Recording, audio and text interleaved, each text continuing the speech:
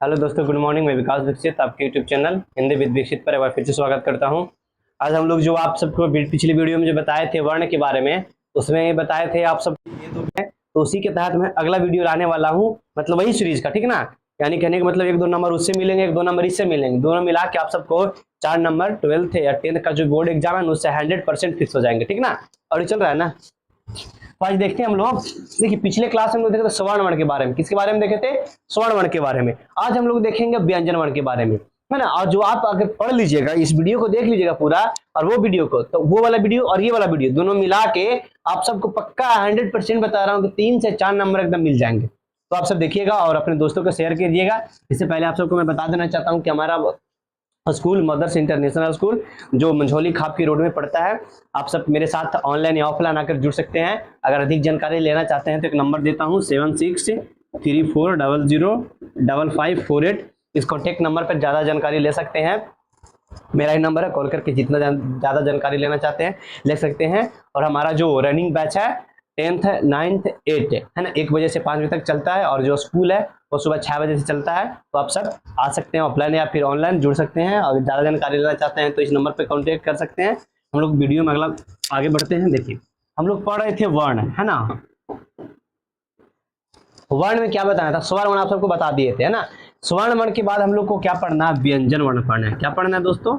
व्यंजन वर्ण, है ना। देखिए ध्यान से, व्यंजन वर्ण और स्वर्ण वर्ण एक दूसरे, मतलब कि दोनों एक ही वर्ण का ही भेद है। किसका भेद है? वर्ण का भेद है। स्वर्ण वर्ण क्या बताए थे? जो किसी दूसरे वर्ण का उदाहरण नहीं। देखिए मैं ये जो वीडियो बना रहा हूँ एकदम फास्ट बनाते जा रहा हूँ, ठीक ना। और एग्जाम के इंटरव्यू से बनाते जा रहा हूँ। ऐसा नहीं कि आप सबको डीपली जानकारी देना चाहता, नहीं।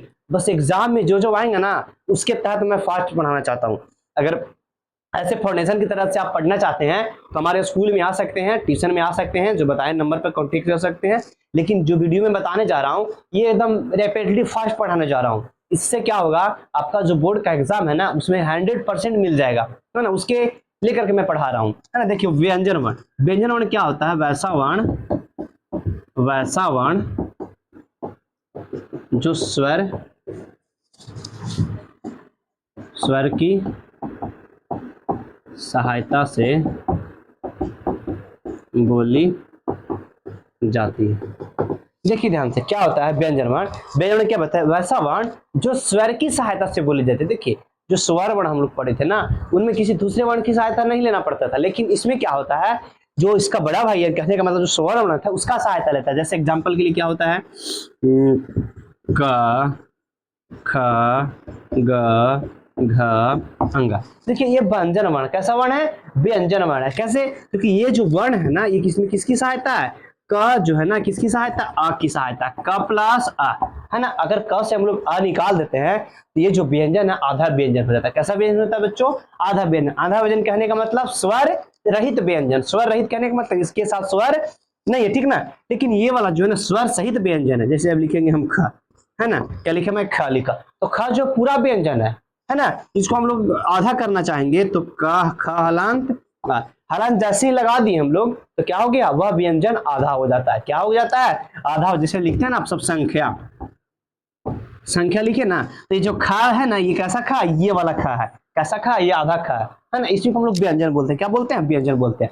है इसका बहुत सारा, अगर बताए ना पिछली क्लास में बताया, अगर लेक्चर देने की बात आएगी ना तो बहुत घंटों तक इसके बारे में लेक्चर दे सकता हूँ। लेकिन मैं लेक्चर देने भी नहीं आया हूँ, बस आप सबको एग्जाम की तरह से बताने आया हूँ कि एग्जाम में क्या आएंगे, ठीक है। तो आगे बढ़ते हैं। देखिए इसको जो संख्या होती है ना, जो व्यंजन वर्ण की संख्या होती है, टोटल संख्या 33 होती है। कितनी संख्या होती है?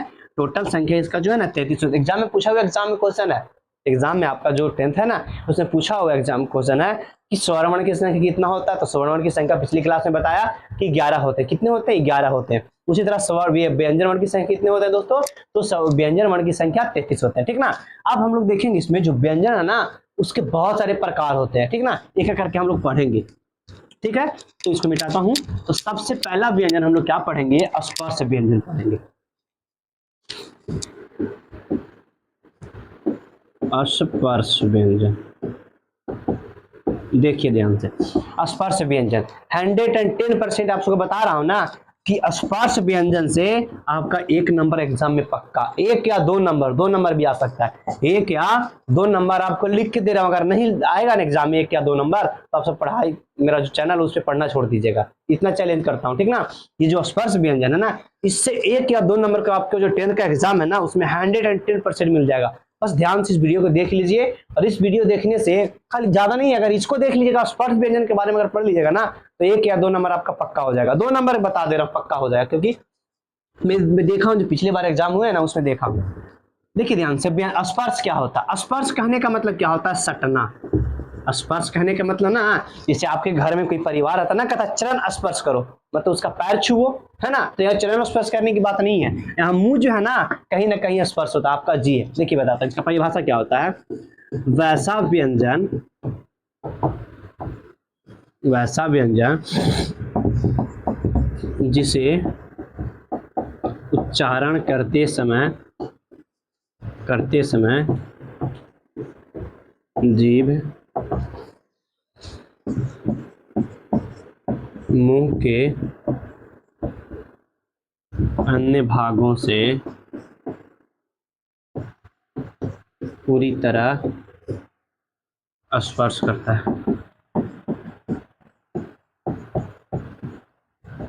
स्पर्श व्यंजन का देखिए ध्यान से, इतना याद रखिएगा ना स्पर्श व्यंजन में कि वैसा व्यंजन जिससे उच्चारण करते, उच्चारण कहने का मतलब बोलते समय जो जीभ है ना, आपका जीभ वो किसी मुंह के किसी अन्य भाग से क्या करेगा? स्पर्श करेगा। ऐसा नहीं कि जीभ लिखता जीभ ही खाली नहीं, चाहे मुंह का कोई एक भाग दूसरे भाग से स्पर्श करेगा, बिना स्पर्श किए हुए आपका जो साउंड है, जो आवाज है ना बाहर नहीं आएगा। कहने का मतलब सीधा सा है कि मुंह का एक भाग दूसरे भाग से पूरी तरह से स्पर्श करेगा, है ना, वो क्या कहलाएगा? स्पर्श व्यंजन कहलाएगा, है ना। इसकी कुल संख्या कितने होते हैं दोस्तों? 25 होते हैं।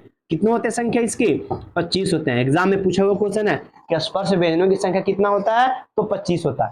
अब देखते हैं हम लोग स्पर्श व्यंजन का जो 25 भाग है ना, ये 25 जो भेद बताए, सॉरी 25 जो संख्या है वो कौन कौन होता है उसको देखते हैं हम लोग। देखिए पहला क्या होता है? क, ख, ग, घ, ड़। एक च, छ, ज, झ, ञ, ट, ठ, ड, ढ, ण, त, थ, द, ध, न, प, फ, ब, भ, म। देखिए अब आप देखिएगा, अगर पहले नहीं पढ़े होंगे तब देखिए तो क्या सर बच्चे वाली पढ़ाई पढ़ा रहे हैं, तो बच्चे वाले नहीं आपके लिए है, लेकिन आप कभी पढ़े नहीं हो, पढ़े हो कब? जब नर्सरी वगैरह में होंगे ना, तो क ख ग घ याद किए होंगे, ये जो ककहरा है ना आप याद किए होंगे, लेकिन ये इसका क्या अर्थ होता है, कैसे इसका उच्चारण होता है, सही उच्चारण करना आप सब नहीं जानते होंगे, है ना। और क्योंकि बता दे रहा हूँ, जो आप सब हम एरिया में जो हम लोग हैं, इस एरिया में जो हिंदी की बात बता रहे हैं, हिंदी इधर कोई टीचर नहीं पढ़ाता है सही तरीके से। क्या पढ़ाता होगा आप सबको? वही जो आपका बुक्स होते हैं ना कहानी वाला, वो पढ़ा देते होंगे, लेकिन जिस प्रकार मैं व्याकरण आप सबको पढ़ा रहा हूँ ना, कहीं नहीं पढ़ाया जाता होगा। अगर आप दूसरी कोचिंग में पढ़ते होंगे तो आपको अच्छी तरह से पता भी सर सही बता रहे हैं। देखिए ध्यान से, क ख ग घ अड़ा, अभी स्पर्श व्यंजन का ही है। देखिए 25 टोटल होंगे, 1 2 3 4 5 6 7 8 9 10 11 12 13 14 15 16 17 18 19 20 21 22 23 24 25, है ना। देखिए क्या होता है, ये जब ये जो 25 वर्ण है ना, इसको जब हम लोग बोलेंगे तब मुंह का एक भाग है ना दूसरे भाग से पूरी तरह से स्पर्श करेगा। स्पर्श करने का मतलब सटेगा। जैसे देखिए एग्जांपल, क ख जो है कहां से बोलते हैं हम लोग? कंठ से बोलते हैं। कहां से बोलते हैं दोस्तों? कंठ से बोलते हैं। जैसे देखिए ध्यान से, क, ख, ग, घ, अंगा। अब सब बोल के देखिएगा, क, ख, ग, घ, अंगा। देखिए जब बोलिएगा क ख तो आपका जो कंठ है ना वहां पर रगड़ होगा। बोलिए क, ख, ग, घ, अंगा, है ना। जब पांचों वर्ण बोलिएगा क ख ग घ अंगा, तो कहां से आपका उच्चारण होता है? कंठ से उच्चारण होता है। कहां से? कंठ से उच्चारण होता है, ठीक ना। अभी मैं आपको सबको बताऊंगा कि क्वेश्चन एग्जाम में कैसे बनता है, तुरंत बताऊंगा, लेकिन पहले इसको पढ़ लेते हैं। देखिए चाचा चाचा के बारे में बात करते हैं, तो बोलेंगे चाचा चाचा जो है ना कहां से बोलते हैं? इसको तालु से बोलते हैं। कहां से बोलते हैं? तालु से बोलते हैं। देखिए बोलिए च, छ, ज, झ, ञ। तालु कहाँ होता है? दांत का जो यहाँ वाला भाग है ना उसको बोलते हैं तालु, है ना। टाठा कहां से बोलते हैं? तो मूर्धा से बोलते हैं। कहां से बोलते हैं? मूर्धा से बोलते हैं। कहां से बोलते हैं? मूर्धा से बोलते हैं। देखिए बोले ट, ठ, ड, ढ, अण। इसको ना नहीं बोलिएगा, अणा बोलते हैं इसको, अणा, है ना। बोलिएगा ट ठ ड ढ अणा। इसमें क्या होता है, जो आपका जीभ है, देखिए ये जो गड्ढा है ना, दिखा नहीं सकता है ना, ये जो गड्ढा है आपका, ये जो आपका जीभ है ना, ये मुंह का जो दांत हो गया, दांत के ऊपर वाला बताए तालू, तालू के नीचे देखिएगा गड्ढा है, गड्ढा टाइप का है ना, वहां आपका जीभ क्या होता है, सटता है या स्पर्श होता है, तो वो हमारा क्या हो गया, तालु हो गया, है ना। तो ये तालु नहीं, वो मूर्धा हो गया। तालु का कौन वाला हो गया, जैसे दांत हो गया ऊपर वाला दांत, दांत के देखिएगा नीचे अंदर जाके दिएगा तो थोड़ा सा उठा हुआ भाग है ना, तो वह जो उठा हुआ भाग है ना, वो क्या कहलाता है, मूर्धा कहलाता है। क्या कहलाता है, वो मूर्धा कहलाता है ना। तो क्या होता है, ट ठ ड ढ अणा, ये कहां से बोलते हैं हम लोग, मूर्धा से। मूर्धा कौन सा हो गया, जैसे दांत हो गया, दांत के नीचे जाइएगा तो ये उठा हुआ भाग क्या हो गया, तालु हो गया।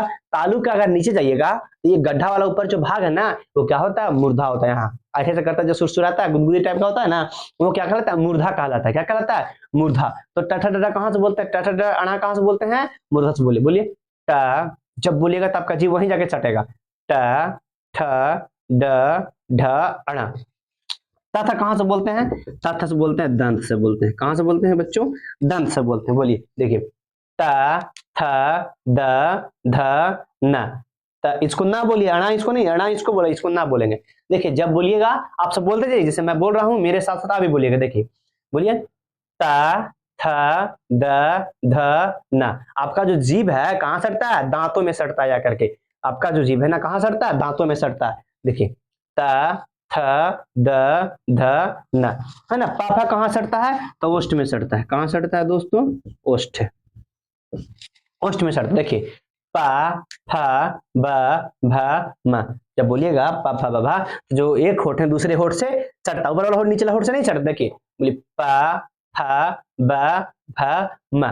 बताइए तो, जितना मैं बता रहा हूं, जैसे पापा बिना होठ होठ सटा के बोल के देखिए, तो पापा बोला जाता है आपसे जे, सटा के देखिए। जो पापा है ना, जिसको इसको बोलते हैं पवार, इसको क्या बोलते हैं, पवार के बोलते हैं। तो पापा जब बोलते हैं आप, तो बिना होठ से होठ सटा के बोलिए तो आ जाएगी आवाज, नहीं आ पाएगी, है ना। तथा बोलिए तो जरा आप बिना जीभ में दांत को सटाए हुए बोल सकते हैं, नहीं बोल सकते। ये क्या हो गया, ये हो जाता है कवर्ग, इसको बोलेंगे चवर्ग, इसको बोलेंगे टवर्ग, इसको बोलेंगे तवर्ग, इसको बोलते हैं पवर्ग। अब देखिए क्वेश्चन कहां से आता है एग्जाम में, क्वेश्चन एग्जाम में क्या आएगा, ता का उच्चारण स्थान क्या है, इसका ता का उच्चारण स्थान क्या है। ऑप्शन दे देगा, पहला क्या दे देगा, ता का उच्चारण स्थान दे देगा, पहला नंबर दे देगा, चाहे कुछ मानते हैं, ओष्ठ मानते हैं। दूसरा दे देगा दंत, है ना। तीसरा दे देगा मूर्धा, है ना। चौथा दे देगा कंठ। क्या दे देगा, कंठ। तो आप सब किसको मारिएगा, दंत को मारिएगा। क्यों, कि त थ द ध न, त थ के जितने वर्ग है पांचों, त थ द ध न, जो पांचों है ना, कहां से उच्चारण होता है, दांतों से होता है। ये नहीं कि दांतों से बोलता है, जीभ तुम्हारा दांतों में सटता है। जीभ कहां सटता है बच्चों, दांतों में सटता है। ये होगी क्या, तर्क के बारे में क्वेश्चन आएगा एग्जाम में। देखिए पिछले बार क्वेश्चन ये आया था, माँ का उच्चारण स्थान कहाँ क्या है, तो माँ का उच्चारण स्थान क्या है, तो ओष्ठ है। माँ हम लोग कहां से बोलते हैं, ओष्ठ है। बोलिए पा फा बा भ माँ, माँ वही बता ना, माँ बिना होठ से होठ हटा के बोल सकते हैं आप, नहीं बोल पाइएगा।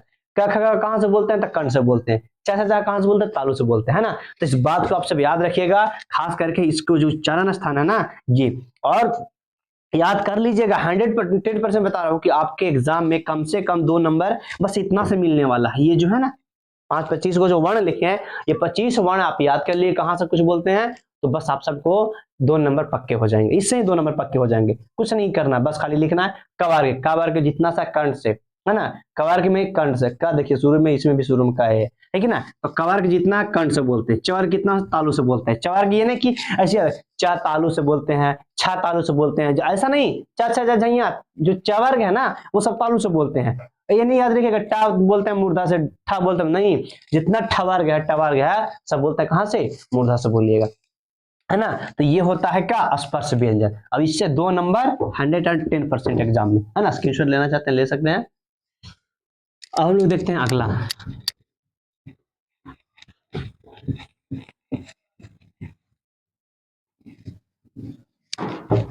देखिए अगला दूसरा, उसमें व्यंजन,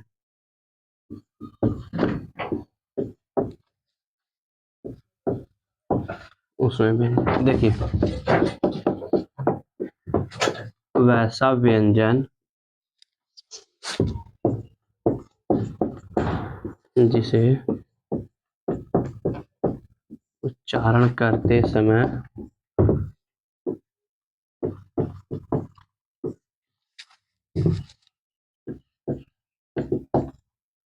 मुंह से उष्मा निकलता है।